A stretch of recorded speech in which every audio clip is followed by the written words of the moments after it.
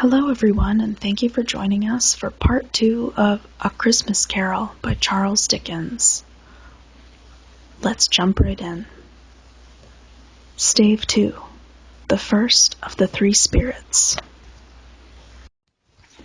When Scrooge awoke, it was so dark that looking out of bed he could scarcely distinguish the transparent window from the opaque walls of his chamber. He was endeavoring to pierce the darkness with his ferret eyes when the chimes of a neighboring church struck the 4 quarters, so he listened for the hour. To his great astonishment, the heavy bell went on from 6 to 7, and from 7 to 8, and regularly up to 12, then stopped. 12? It was past 2 when he went to bed. The clock was wrong. An icicle must have gotten into the works. 12! He touched the spring of his repeater to correct this most preposterous clock. Its rapid little pulse beat 12, and stopped. "Why, it isn't possible," said Scrooge, "that I can have slept through a whole day and far into another night. It isn't possible that anything has happened to the sun, and this is 12 at noon." The idea being an alarming one, he scrambled out of bed and groped his way to the window. He was obliged to rub the frost off with the sleeve of his dressing gown before he could see anything, and could see very little then.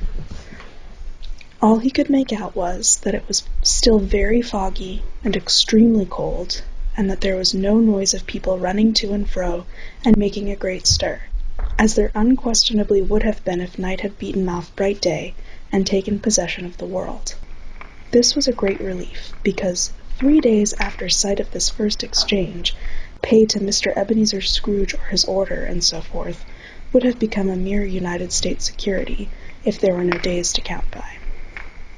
Scrooge went to bed again, and thought, and thought, and thought it over and over and over, and could make nothing of it. The more he thought, the more perplexed he was, and the more he endeavored not to think, the more he thought. Marley's ghost bothered him exceedingly. Every time he resolved within himself, after mature inquiry, that it was all a dream, his mind flew back again, like a strong spring released, to its first position, and presented the same problem to be worked all through. Was it a dream or not? Scrooge lay in this state until the chimes had gone 3 quarters more, when he remembered, on a sudden, that the ghost had warned him of a visitation when the bell tolled 1. He resolved to lie awake until the hour was past, and, considering that he could no more go to sleep than go to heaven, this was perhaps the wisest resolution in his power. The quarter was so long that he was more than once convinced he must have sunk into a doze unconsciously and missed the clock. At length it broke upon his listening ear. Ding dong. "A quarter past," said Scrooge, counting. Ding dong. "Half past," said Scrooge. Ding dong. "A quarter to it," said Scrooge. Ding dong. "The hour itself," said Scrooge triumphantly, "and nothing else." He spoke before the hour bell sounded, which it now did with a deep, dull, hollow, melancholy 1. Light flashed up in the room upon the instant, and the curtains of his bed were drawn. The curtains of his bed were drawn aside, I tell you, by a hand. Not the curtains at his feet, nor the curtains at his back, but those to which his face was addressed. The curtains of his bed were drawn aside, and Scrooge, starting up into a half-recumbent attitude, found himself face to face with the unearthly visitor who drew them, as close to it as I am now to you, and I am standing in the spirit at your elbow. It was a strange figure, like a child, yet not so like a child as like an old man, viewed through some supernatural medium, which gave him the appearance of having receded from the view and being diminished to a child's proportions. Its hair, which hung about its neck and down its back, was white as if with age, and yet the face had not a wrinkle in it, and the tenderest bloom was on the skin.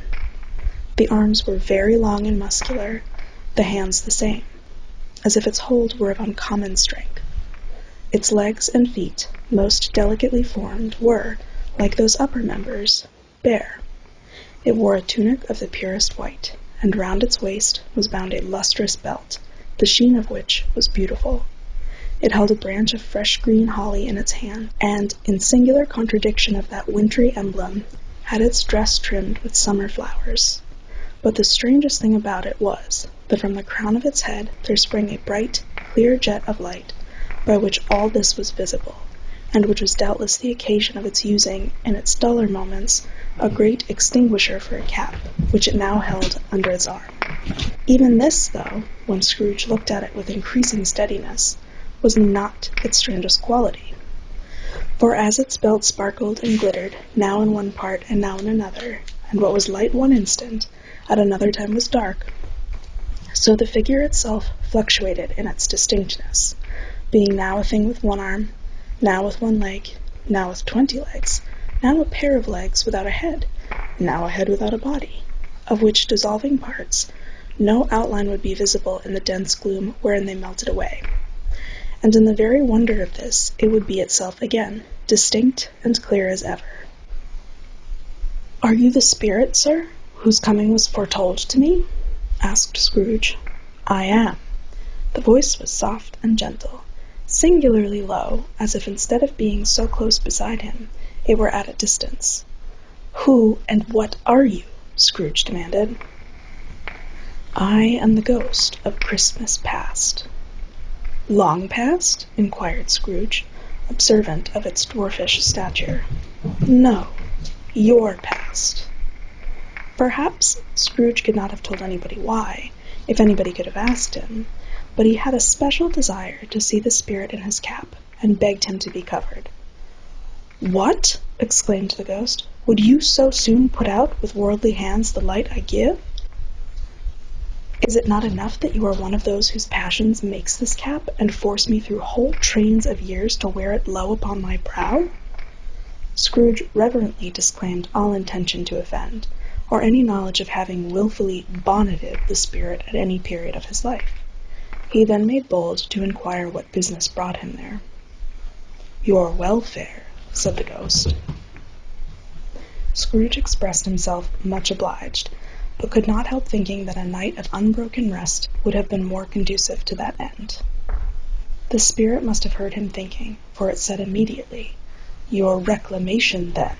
Take heed." It put out its strong hand as it spoke, and clasped him gently by the arm. "Rise, and walk with me."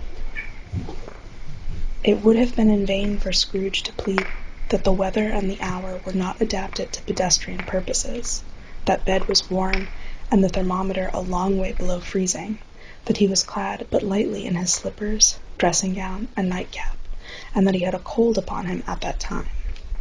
The grasp, though gentle as a woman's hand, was not to be resisted. He rose, but finding that the spirit made towards the window, clasped its robe in supplication.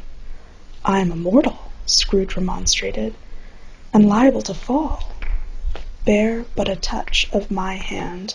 There," said the spirit, laying it upon his heart, "and you shall be upheld in more than this."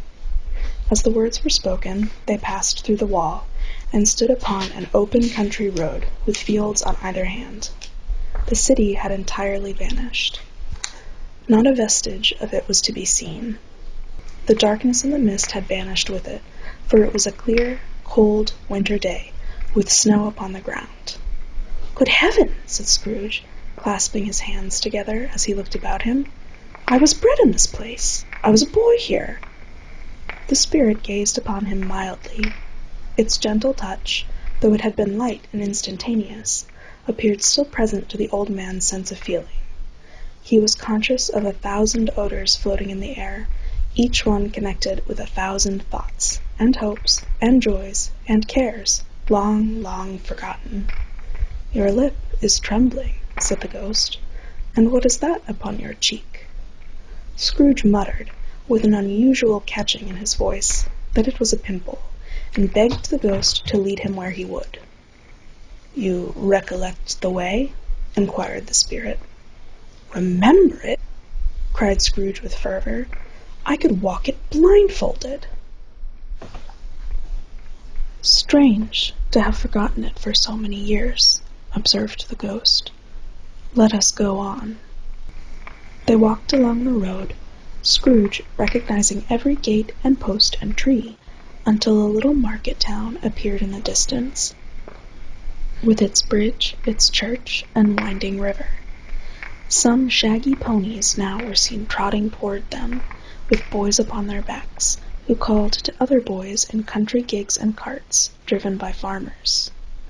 All these boys were in great spirits, and shouted to each other until the broad fields were so full of merry music that the crisp air laughed to hear it. "These are but shadows of the things that have been," said the ghost. "They have no consciousness of us." The jocund travelers came on, and as they came, Scrooge knew and named them every one. Why was he rejoiced beyond all bounds to see them? Why did his cold eye glisten, and his heart leap up as they went past? Why was he filled with gladness when he heard them give each other Merry Christmas, as they parted at crossroads and byways for their several homes? What was Merry Christmas to Scrooge? Out upon Merry Christmas, what good had it ever done him? "The school is not quite deserted," said the ghost. "A solitary child, neglected by his friends, is left there still." Scrooge said he knew it, and he sobbed. They left the high road by a well-remembered lane, and soon approached a mansion of dull red brick, with a little weathercock-surmounted cupola on the roof and a bell hanging in it. It was a large house, but one of broken fortunes, for the spacious offices were little used, their walls were damp and mossy, their windows broken, and their gates decayed. Fowls clucked and strutted in the stables, and the coach-houses and sheds were overrun with grass. Nor was it more retentive of its ancient state within, for entering the dreary hall, and glancing through the open doors of many rooms, they found them poorly furnished, cold, and vast. There was an earthly savour in the air, a chilly bareness in the place, which associated itself somehow with too much getting up by candlelight, and not too much to eat. They went, the ghost and Scrooge, across the hall, to a door at the back of the house. It opened before them, and disclosed a long, bare, melancholy room, made barer still by lines of plain deal forms and desks. At one of these a lonely boy was reading near a feeble fire, and Scrooge sat down upon a form, and wept to see his poor, forgotten self as he had used to be. Not a latent echo in the house, not a squeak and scuffle from the mice behind the paneling, not a drip from the half-thawed water-spout in the dull yard behind, not a sigh among the leafless boughs of one despondent poplar, not the idle swinging of an empty storehouse door, no, not a clicking in the fire, but fell upon the heart of Scrooge with softening influence, and gave a freer passage to his tears. The spirit touched him on the arm, and pointed to his younger self, intent upon his reading. Suddenly, a man in foreign garments, wonderfully real and distinct to look at, stood outside the window with an axe stuck in his belt, and leading an ass laden with wood by the bridle. "Why, it's Ali Baba!" Scrooge exclaimed in ecstasy. "It's dear old honest Ali Baba! Yes, yes, I know! One Christmas time, when yonder solitary child was left here all alone, he did come, for the first time, just like that. Poor boy! And Valentine," said Scrooge, "and his wild brother Orson, there they go! And what's his name, who was put down in his drawers, asleep at the gate of Damascus, don't you see him?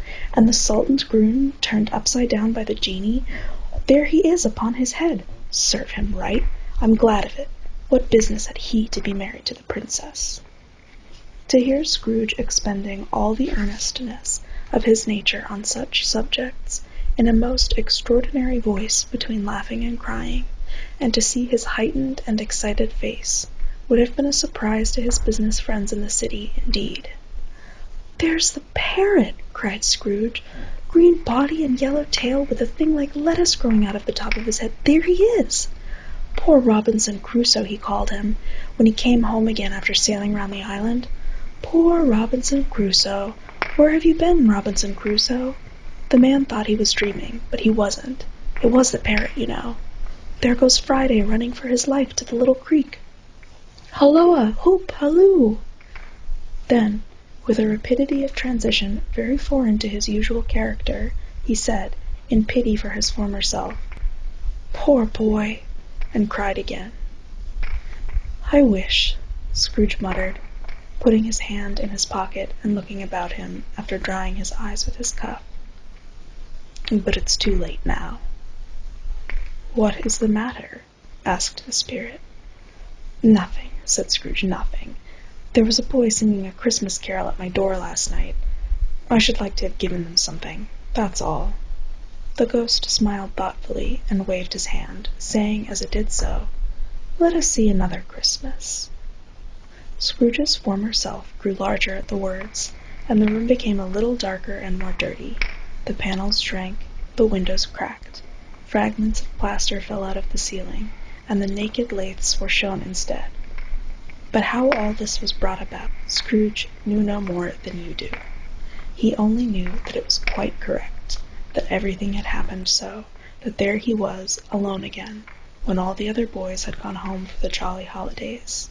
He was not reading now, but walking up and down despairingly. Scrooge looked at the ghost, and with a mournful shaking of his head, glanced anxiously towards the door. It opened, and a little girl, much younger than the boy, came darting in, and putting her arms about his neck and often kissing him, addressed him as her dear, dear brother. "I have come to bring you home, dear brother," said the child, clapping her tiny hands and bending down to laugh. "To bring you home, home, home!" "Home, little Fan?" returned the boy. "Yes," said the child, brimful of glee. "Home for good and all. Home for ever and ever.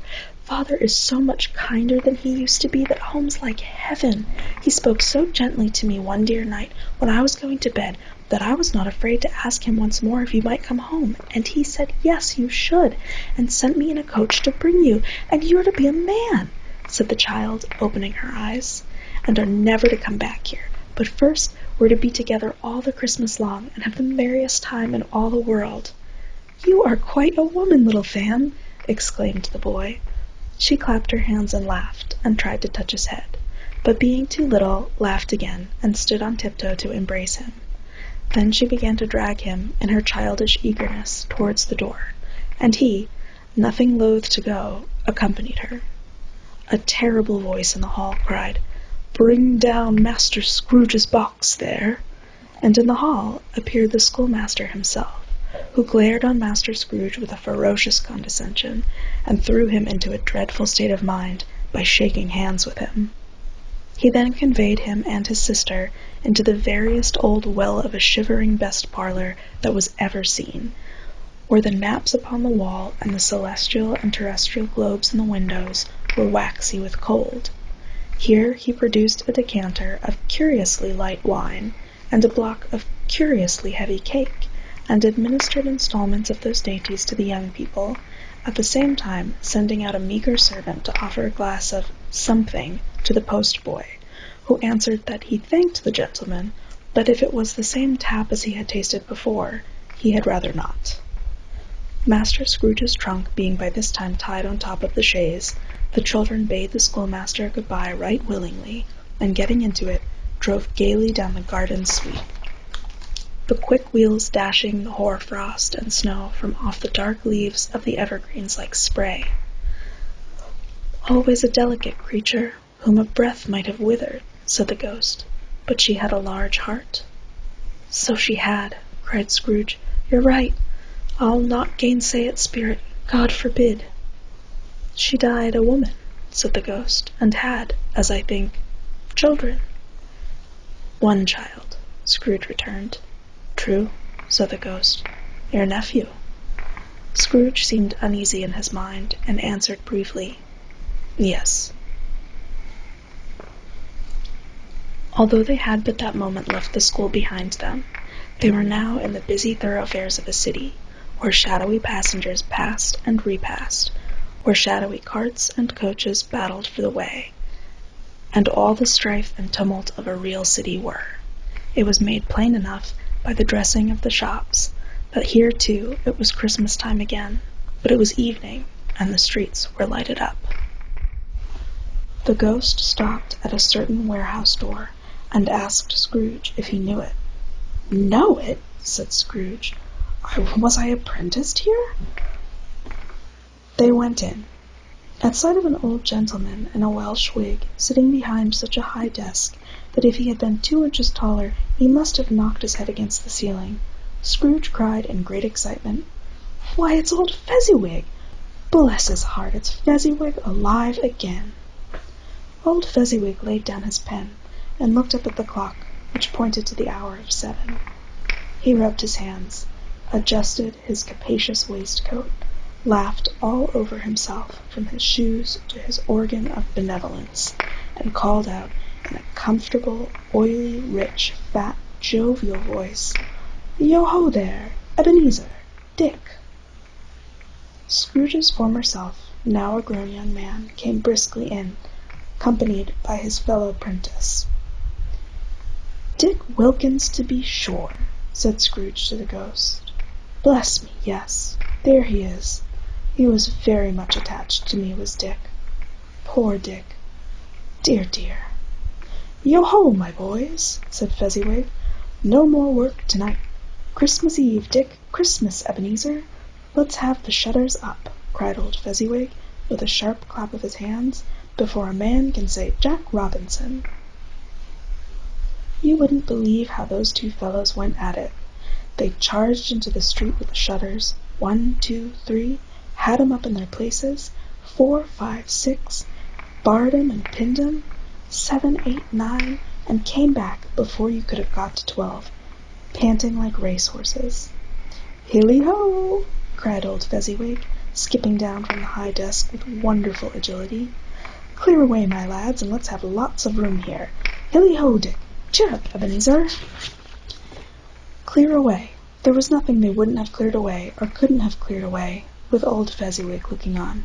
It was done in a minute. Every movable was packed off, as if it were dismissed from public life for evermore. The floor was swept and watered, the lamps were trimmed, fuel was heaped upon the fire, and the warehouse was as snug and warm and dry and bright a ballroom as you would desire to see upon a winter's night. In came a fiddler with a music book, and went up to the lofty desk, and made an orchestra of it, and tuned like 50 stomach aches. In came Mrs. Fezziwig, one vast, substantial smile. In came the 3 Miss Fezziwigs, beaming and lovable. In came the 6 young followers whose hearts they broke. In came all the young men and women employed in the business. In came the housemaid, with her cousin the baker.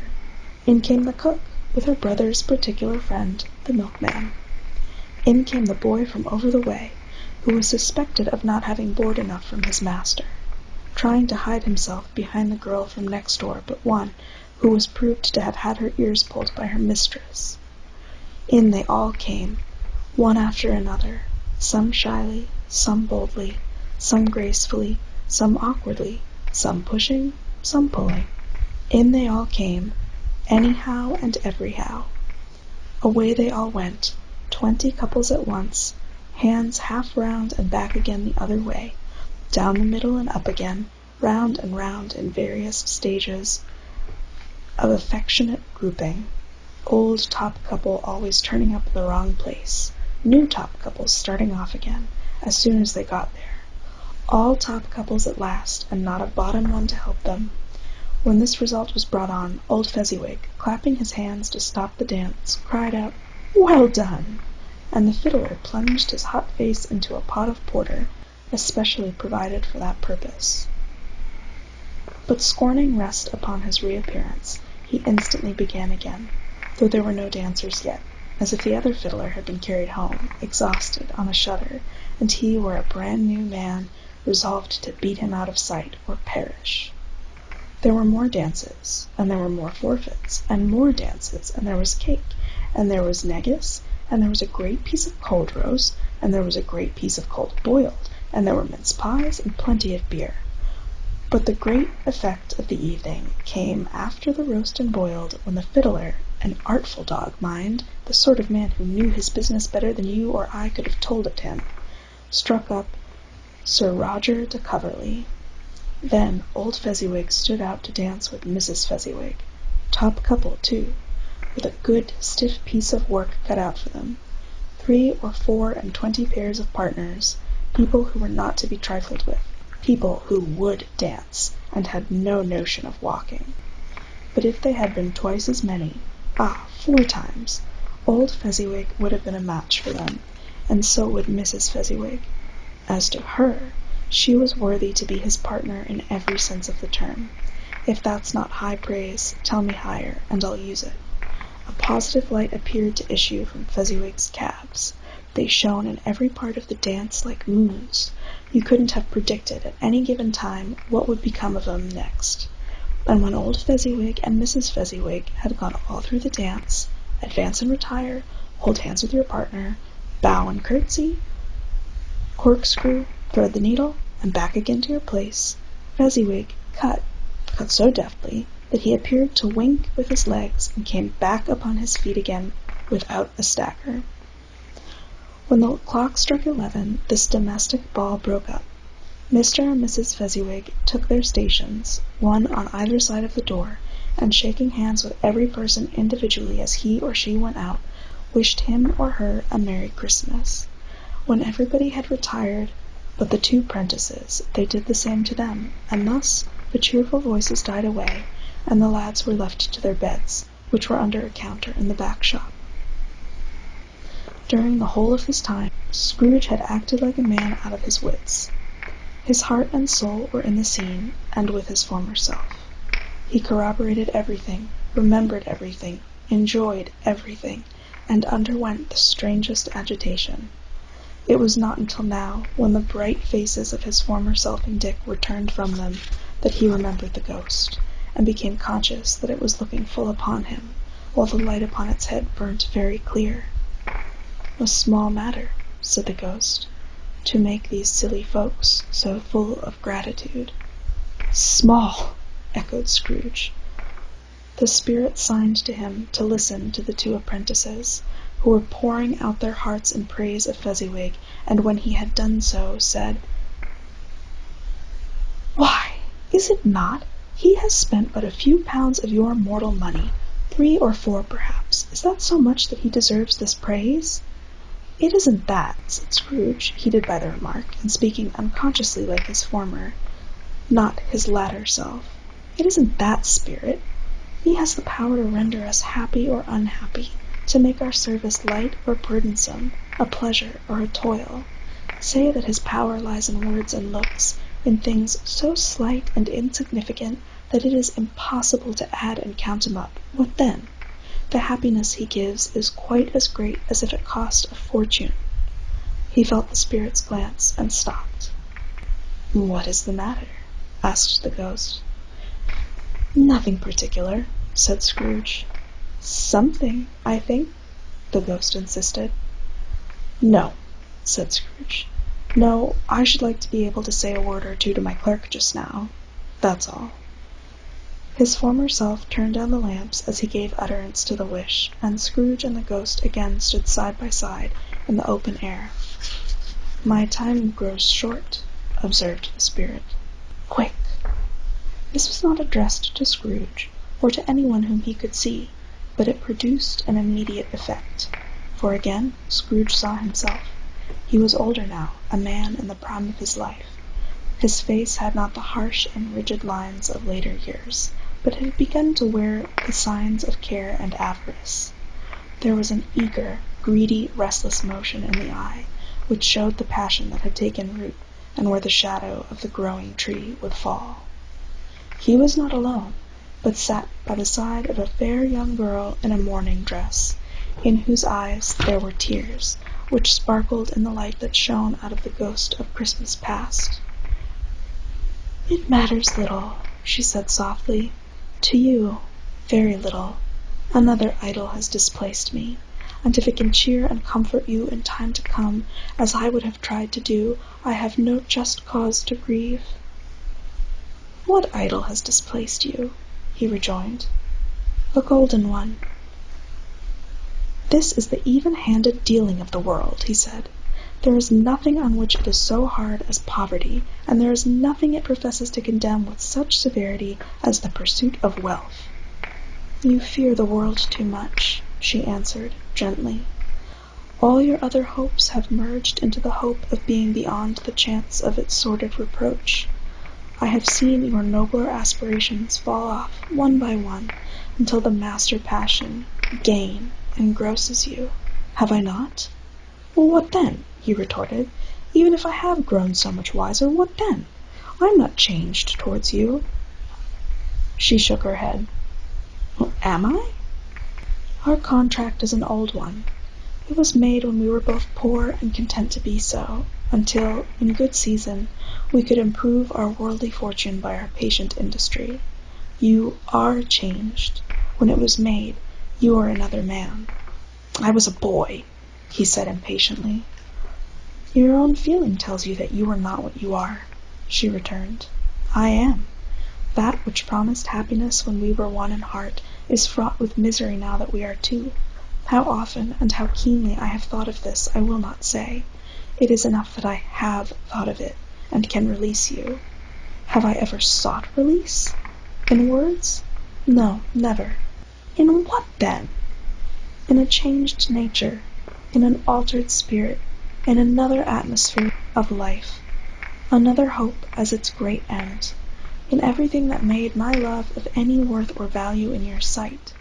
If this had never been between us," said the girl, looking mildly, but with steadiness upon him, "tell me, would you seek me out and try to win me now?" "Ah, no!" He seemed to yield to the justice of this supposition in spite of himself, but he said with a struggle, "You think not?" "I would gladly think otherwise if I could," she answered. "Heaven knows! When I have learned a truth like this, I know how strong and irresistible it must be. But if you were free today, tomorrow, yesterday, can even I believe that you would choose a dowerless girl? You who, in your very confidence with her, weigh everything by gain, or, choosing her, if for a moment you were false enough to your one guiding principle to do so, do I not know that your repentance and regret would surely follow? I do, and I release you, with a full heart, for the love of him you once were." He was about to speak, but with her head turned from him, she resumed.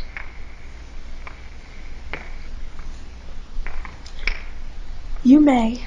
The memory of what is past half makes me hope you will have pain in this.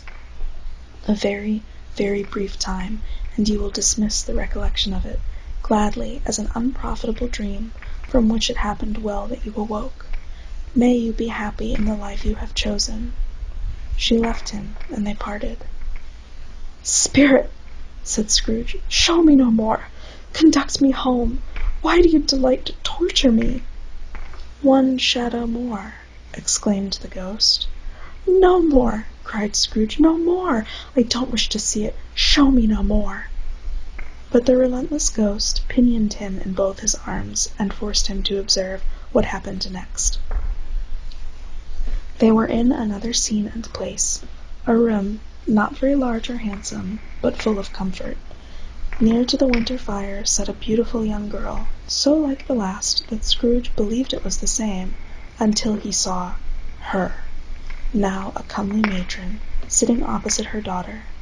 The noise in this room was perfectly tumultuous, for there were more children there than Scrooge in his agitated state of mind could count, and unlike the celebrated herd in the poem, they were not 40 children conducting themselves like one, but every child was conducting itself like 40.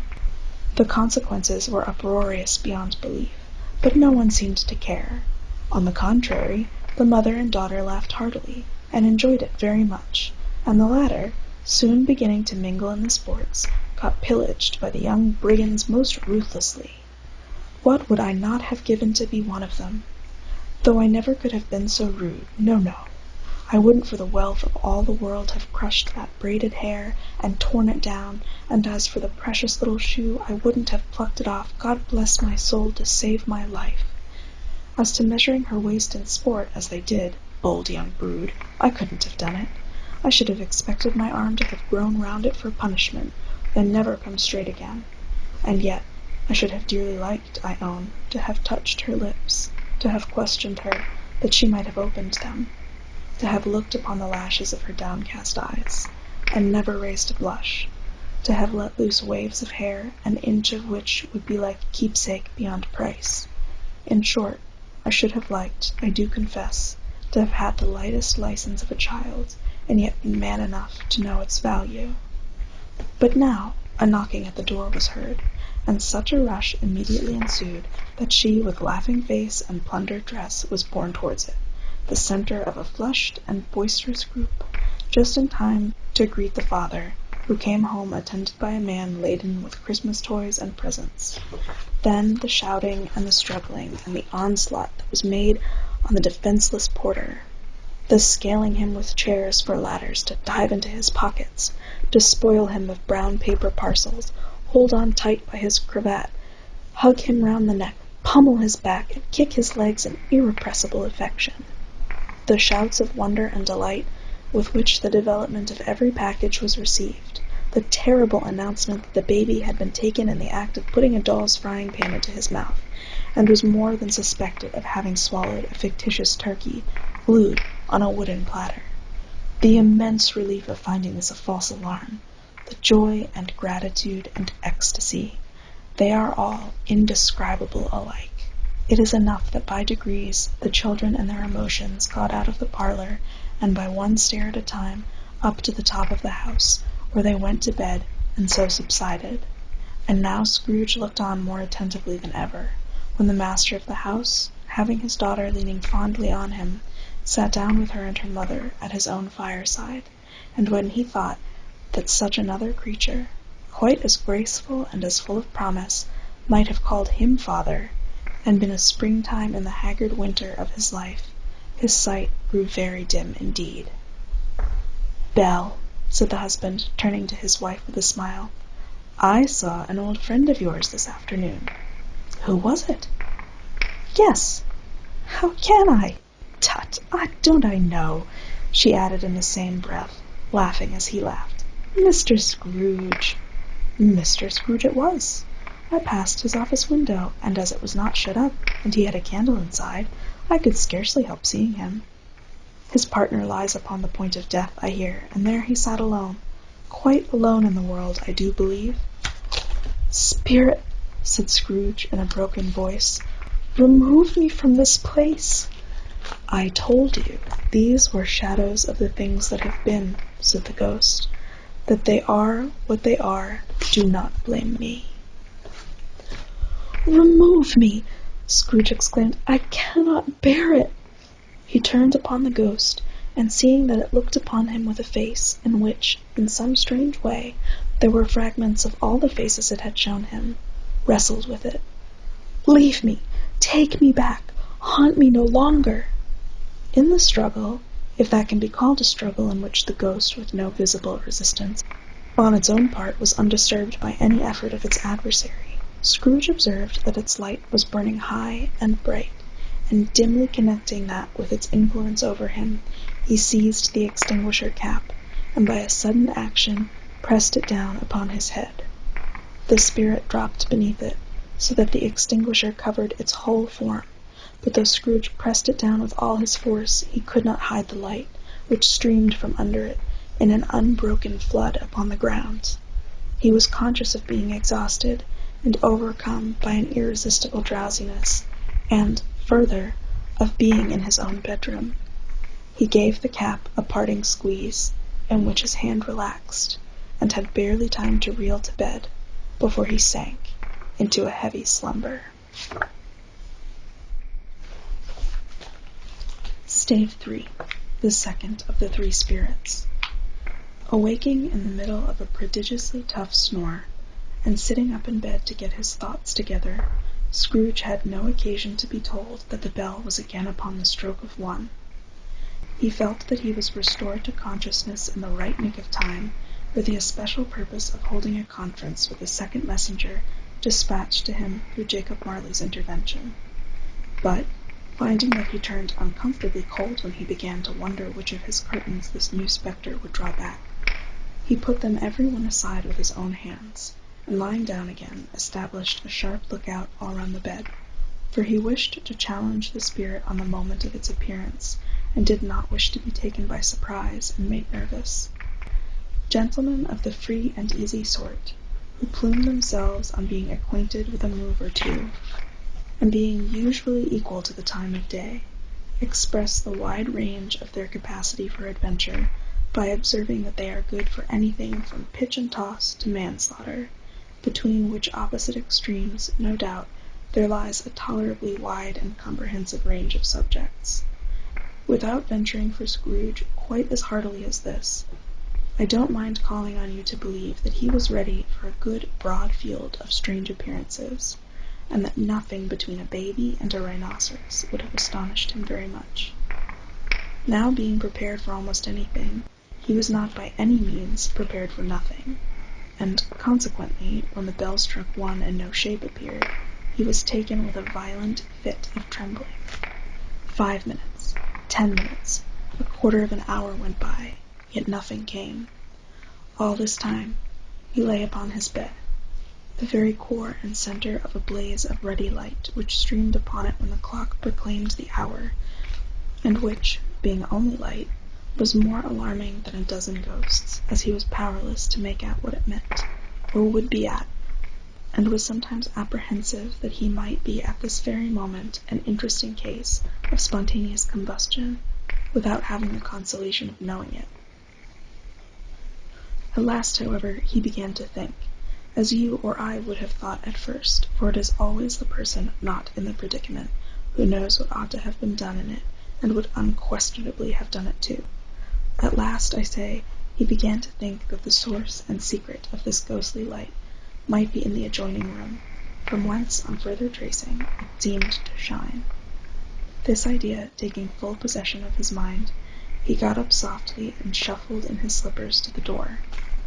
The moment Scrooge's hand was on the lock, a strange voice called him by his name and bade him enter. He obeyed. It was his own room.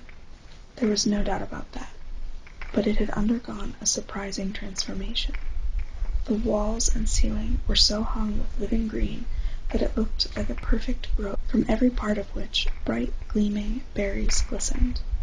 The crisp leaves of holly, mistletoe, and ivy reflected back the light, as if so many little mirrors had been scattered there, and such a mighty blaze went roaring up the chimney, as that dull petrifaction of a hearth had never known in Scrooge's time, or Marley's, or for many and many a winter season gone. Heaped up on the floor, to form a kind of throne, were turkeys, geese, game, poultry, brawn, great joints of meat, sucking pigs, long wreaths of sausages, mince pies, plum puddings, barrels of oysters, red-hot chestnuts, cherry-cheeked apples, juicy oranges, luscious pears, immense 12th cakes, and seething bowls of punch that made the chamber dim with their delicious steam. In easy state upon this couch there sat a jolly giant, glorious to see, who bore a glowing torch, in shape not unlike Plenty's horn, and held it up, high up, to shed its light on Scrooge as he came peeping round the door. "Come in!" exclaimed the ghost. "Come in, and know me better, man!" Scrooge entered timidly, and hung his head before this spirit. He was not the dogged Scrooge he had been, and though the spirit's eyes were clear and kind, he did not like to meet them. "I am the ghost of Christmas Present," said the spirit. "Look upon me." Scrooge reverently did so. It was clothed in one simple, deep green robe or mantle, bordered with white fur. This garment hung so loosely on the figure that its capacious breast was bare, as if disdaining to be warded or concealed by any artifice. Its feet, observable beneath the ample folds of the garment, were also bare, and on its head it wore no other covering than a holly wreath set here and there with shining icicles. Its dark brown curls were long and free as its genial face, its sparkling eyes, its open hand, its cheery voice, its unconstrained demeanor, and its joyful air. Girded round its middle was an antique scabbard, but no sword was in it, and the ancient sheath was eaten up with rust. "You have never seen the like of me before," exclaimed the spirit. "Never," Scrooge made answer to it. "Have never walked forth with the younger members of my family, meaning, for I am very young, my dear elder brothers born in these later years?" pursued the phantom. "I don't think I have," said Scrooge. "I am afraid I have not. Have you had many brothers, Spirit?" "More than 1,800, said the ghost. "A tremendous family to provide for," muttered Scrooge. The ghost of Christmas Present rose. "Spirit," said Scrooge submissively, "conduct me where you will. I went forth last night on compulsion, and I learnt a lesson which is working now. Tonight, if you have aught to teach me, let me profit by it. Touch my robe." Scrooge did as he was told, and held it fast. Holly, mistletoe, red berries, ivy, turkeys, geese, game, poultry, brawn, meat, pigs, sausages, oysters, pies, puddings, fruit, and punch all vanished instantly. So did the room, the fire, the ruddy glow, the hour of night, and they stood in the city streets on Christmas morning, where, for the weather was severe, the people made a rough but brisk and not unpleasant kind of music, in scraping the snow from the pavement in front of their dwellings, and from the top of their houses, whence it was mad delight to the boys to see it come plumping down into the road below, and splitting into artificial little snowstorms. The house fronts looked black enough, and the windows blacker, contrasting with the smooth white sheet of snow upon the roofs, and with the dirtier snow upon the ground, which last deposit had been plowed up in deep furrows by the heavy wheels of carts and wagons, furrows that crossed and recrossed each other hundreds of times where the great streets branched off, and made intricate channels, hard to trace, in the thick yellow mud and icy water. The sky was gloomy, and the shortest streets were choked up with a dingy mist, half thawed, half frozen, whose heavier particles descended in a shower of sooty atoms, as if all the chimneys in Great Britain had, by one consent, caught fire, and were blazing away to their dear hearts' content. There was nothing very cheerful in the climate or the town, and yet was there an air of cheerfulness abroad that the clearest summer air and brightest summer sun might have endeavored to diffuse in vain. For the people shoveling away on the housetops were jovial and full of glee, calling out to one another from the parapets, and now and then exchanging a facetious snowball, better-natured missile far than many a wordy jest, laughing heartily if it went right, not less heartily if it went wrong. The poulterers' shops were still half open, and the fruiterers were radiant in their glory. There were great, round, pot-bellied baskets of chestnuts, shaped like the waistcoats of jolly old gentlemen, lolling at the doors and tumbling out into the street in their apoplectic opulence. There were ruddy, brown-faced, broad-girthed Spanish onions, shining in the fatness of their growth like Spanish briars, and winking from their shelves in wanton slyness at the girls as they went by, and glanced demurely at the hung-up mistletoe. There were pears and apples, clustered high in blooming pyramids. There were bunches of grapes made in the shopkeeper's benevolence to dangle from conspicuous hooks, that people's mouths might water gratis as they passed. There were piles of filberts, mossy and brown, recalling in their fragrance ancient walks among the woods, and pleasant shufflings ankle-deep through withered leaves. There were Norfolk biffins, squab, and swarthy, setting off the yellow of the oranges and lemons, and, in the great compactness of their juicy persons, urgently entreating and beseeching to be carried home in paper bags and eaten after dinner. The very gold and silver fish set forth among these choice fruits in a bowl, though members of a dull and stagnant-blooded race appeared to know that there was something going on, and to a fish went gasping round and round their little world in slow and passionless excitement. The grocers, oh, the grocers! Nearly closed, with perhaps 2 shutters down, or 1, but through those gaps such glimpses! It was not alone that the scales descending on the counter made a merry sound, or that the twine and roller parted company so briskly, or that the canisters were rattled up and down like juggling tricks, or even that the blended scents of tea and coffee were so grateful to the nose, or even that the raisins were so plentiful and rare, the almonds so extremely white, the sticks of cinnamon so long and straight, and other spices so delicious, the candied fruits so caked and spotted with molten sugar as to make the coldest lookers-on feel faint and subsequently bilious. Nor was it that the figs were moist and pulpy, or that the French plums blushed in modest tartness from their highly decorated boxes, or that everything was good to eat and in its Christmas dress. But the customers were all so hurried and so eager in the hopeful promise of the day that they tumbled up against each other at the door, clashing their wicker baskets wildly, and left their purchases upon the counter, and came running back to fetch them, and committed hundreds of the like mistakes in the best humor possible, while the grocer and his people were so frank and fresh that the polished hearts with which they fastened their aprons behind might have been their own, worn outside for general inspection, and for Christmas daws to peck at if they chose. But soon the steeples called good people all to church and chapel, and away they came, flocking through the streets in their best clothes and with their gayest faces. And at the same time there emerged from scores of by-streets, lanes, and nameless turnings innumerable people carrying their dinners to the bakers' shops. The sight of these poor revellers appeared to interest the spirit very much, for he stood with Scrooge beside him in a baker's doorway, and taking off the covers as their bearers passed, sprinkled incense on their dinners from his torch, and it was a very uncommon kind of torch, for once or twice, when there were angry words between some dinner-carriers who had jostled with each other, he shed a few drops of water on them from it, and their good humor was restored directly, for they said it was a shame to quarrel upon Christmas Day. And so it was. God love it, so it was. In time the bells ceased, and the bakers were shut up, and yet there was a genial shadowing forth of all these dinners, and the progress of their cooking. In the thawed blotch of wet above each baker's oven, where the pavement smoked as if its stones were cooking too.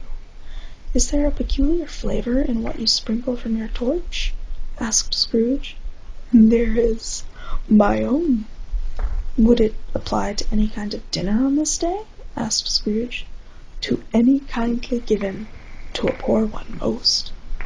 "Why to a poor one most?" asked Scrooge. "Because it needs it most." "Spirit," said Scrooge after a moment's thought, "I wonder you, of all the beings in the many worlds about us, should desire to cramp these people's opportunities of innocent enjoyment." "I?" cried the spirit. "You would deprive them of their means of dining every 7th day, often the only day on which they can be said to dine at all," said Scrooge. "Wouldn't you?" "I?" cried the spirit. "You seek to close these places on the 7th day," said Scrooge, "and it comes to the same thing." "I seek?" exclaimed the spirit. "Forgive me if I am wrong. It has been done in your name, or at least in that of your family," said Scrooge. "There are some upon this earth of yours," returned the spirit, "who lay claim to know us, and who do their deeds of passion, pride, ill-will, hatred, envy, bigotry, and selfishness in our name, who are as strange to us and all our kith and kin as if they had never lived. Remember that, and charge their doings on themselves, not us." Scrooge promised that he would, and they went on, invisible as they had been before, into the suburbs of the town. It was a remarkable quality of the ghost, which Scrooge had observed at the baker's, that notwithstanding his gigantic size, he could accommodate himself to any place with ease, and that he stood beneath a low roof quite as gracefully and like a supernatural creature as it was possible he could have done in any lofty hall. And perhaps it was the pleasure the good spirit had in showing off this power of his, or else it was his own kind, generous, hearty nature, and his sympathy with all poor men, that led him straight to Scrooge's clerks, for there he went and took Scrooge with him, holding to his robe, and on the threshold of the door the spirit smiled, and stopped to bless Bob Cratchit's dwelling with the sprinklings of his torch. Think of that! Bob had but 15 bob a week himself. He pocketed on Saturdays but 15 copies of his Christian name, and yet the ghost of Christmas present blessed his 4-roomed house.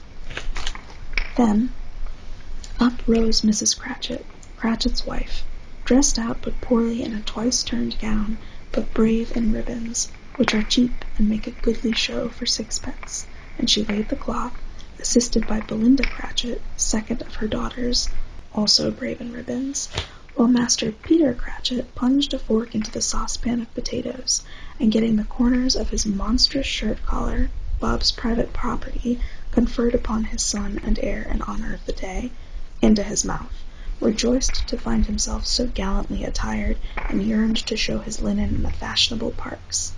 And now 2 smaller Cratchits, boy and girl, came tearing in, screaming that outside the baker's they had smelt the goose, and known it for their own, and basking in luxurious thoughts of sage and onion, these young Cratchits danced about the table, and exalted Master Peter Cratchit to the skies, while he, not proud, although his collars nearly choked him, blew the fire until the slow potatoes bubbling up knocked loudly at the saucepan lid to be let out and peeled. "What has ever got your precious father, then?" said Mrs. Cratchit, "and your brother, Tiny Tim? And Martha wasn't as late last Christmas Day by half an hour." "Here's Martha," said a girl, appearing as she spoke. "Here's Martha, mother," cried the 2 young Cratchits. "Hurrah! There's such a goose, Martha." "Why, bless your heart alive, my dear, how late you are," said Mrs. Cratchit, kissing her a dozen times, and taking off her shawl and bonnet for her with officious zeal. "We'd a deal of work to finish up last night," replied the girl, "and had to clear away this morning, mother." "Well, never mind, so long as you are come," said Mrs. Cratchit. "Sit ye down by the fire, my dear, and have a warm, Lord bless ye." "No, no, there's father coming," cried the 2 young Cratchits, who were everywhere at once. "Hide, Martha, hide!" So Martha hid herself, and in came little Bob, the father, with at least 3 feet of comforter exclusive of the fringe, hanging down before him, and his threadbare clothes darned up and brushed to look seasonable, and Tiny Tim upon his shoulder. Alas for Tiny Tim! He bore a little crutch, and had his limbs supported by an iron frame. "Why, where's our Martha?" cried Bob Cratchit, looking round. "Not coming," said Mrs. Cratchit. "Not coming?" said Bob, with a sudden declension in his high spirits, for he had Tim's blood horse all the way from church, and had come home rampant. "Not coming upon Christmas Day!"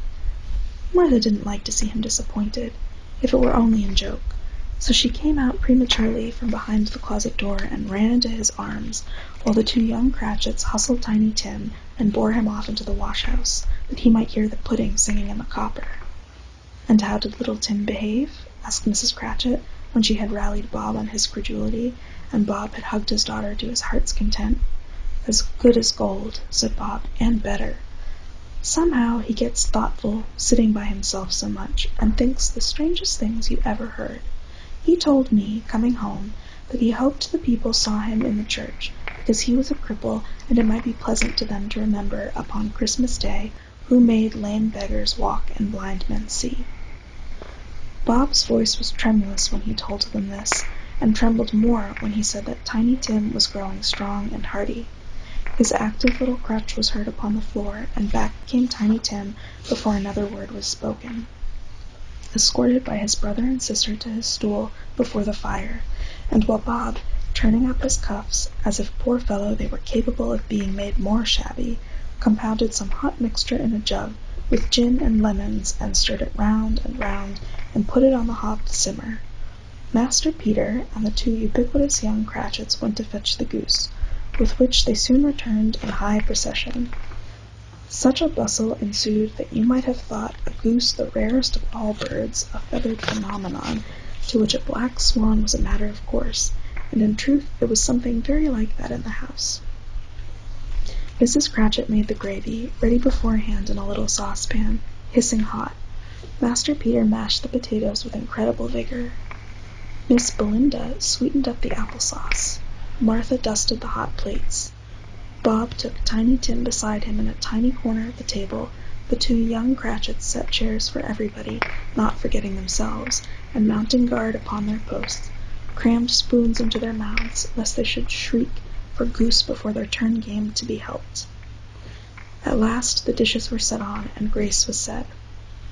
It was succeeded by a breathless pause, as Mrs. Cratchit, looking slowly all along the carving-knife, prepared to plunge it in the breast. But when she did, and when the long, expected gush of stuffing issued forth, one murmur of delight arose all around the board, and even Tiny Tim, excited by the two young Cratchits, beat on the table with the handle of his knife and feebly cried, "Hurrah!" There never was such a goose. Bob said he didn't believe there ever was such a goose cooked.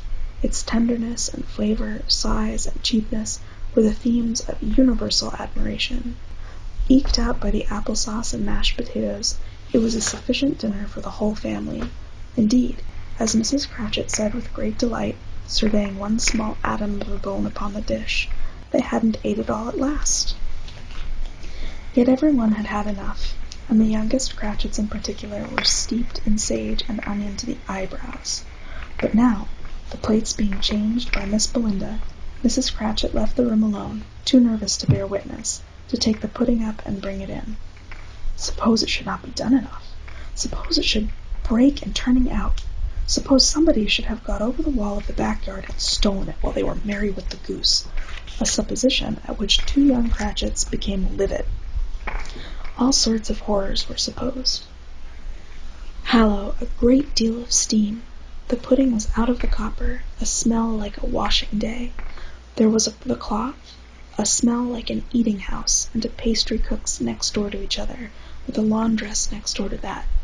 That was the pudding. In half a minute, Mrs. Cratchit entered, flushed but smiling proudly, with the pudding, like a speckled cannon-ball, so hard and firm, blazing in half a quartern of ignited brandy, and bedight with Christmas holly stuck into the top. "Oh, a wonderful pudding," Bob Cratchit said, and calmly, too, that he regarded it as the greatest success achieved by Mrs. Cratchit since their marriage. Mrs. Cratchit said that now the weight was off her mind, she would confess she had had her doubts about the quantity of flour. Everybody had something to say about it, but nobody said or thought it was at all a small pudding for a large family. It would have been flat heresy to do so. Any Cratchit would have blushed to hint at such a thing. At last the dinner was all done. The cloth was cleared, the hearth swept, and the fire made up. The compound in the jug being tasted and considered perfect, apples and oranges were put upon the table, and a shovelful of chestnuts on the fire. Then all the Cratchit family drew around the hearth, in what Bob Cratchit called a circle, meaning half a one, and at Bob Cratchit's elbow stood the family display of glass, 2 tumblers and a custard cup without a handle. These held the hot stuff from the jug, however, as well as golden goblets would have done, and Bob served it out with beaming looks, while the chestnuts on the fire sputtered and cracked noisily. Then Bob proposed, "A Merry Christmas to us all, my dears. God bless us," which all the family re-echoed. "God bless us, every one," said Tiny Tim, the last of all.